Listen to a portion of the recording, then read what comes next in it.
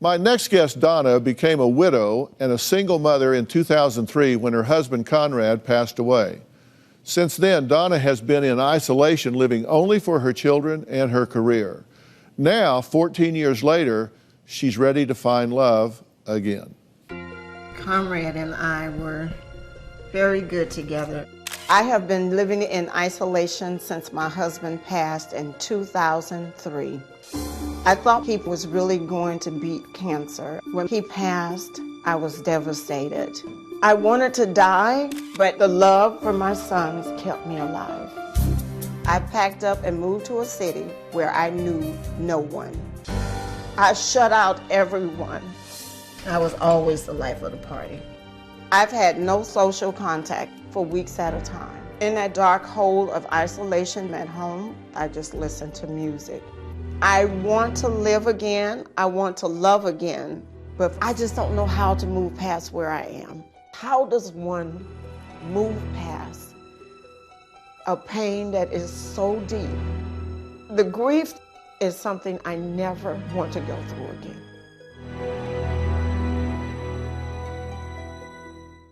Well, a really hard challenge, and Donna is joining me along with our very good friend, Dr. Freda Lewis-Hall, Chief Medical Officer of Pfizer. So welcome to both of you. So, Donna, 14 years, you've really withdrawn. What's keeping you from reaching out and living the other parts of your life? Dr. Phil, I'm emotionally paralyzed. Other than my job as a counselor and my sons, socializing is a constant reminder of the life I lived with my husband and the love that we once shared. You've been afraid to do this again. Why now? I'm almost 60 years old, and I want the next chapter of my life to be better than it has been before. But I'm very afraid of falling in love with someone and that someone pass. Yeah. To handle that level of grief and pain, Dr. Phil, I don't want to do that again. What's the advice here? Donna, it's so clear that you love Conrad so very much and that you are still really in the grips of grief in losing him. But it also affects your physical health, right? Social isolation has been deemed as serious a health risk as smoking and obesity, and it can be a sign of depression and mental illness. So studies have shown us that people who are older and isolated have a higher risk of dying from breast cancer, from high blood pressure, from heart disease, and from other chronic illnesses. And realize that how long you grieve somebody does not reflect how much you loved them. In a recent study for about 8 years, individuals were followed.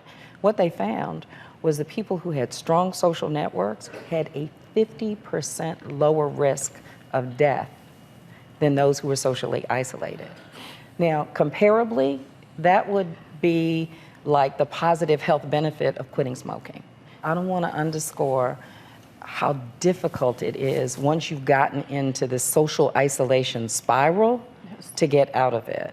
And we know and understand that getting involved and kind of getting a social network back up again can be challenging as we age. And it doesn't have to be a romantic relationship, but just being out and not socially isolated is really important. You got to tell us about your role model for this. It's my dad.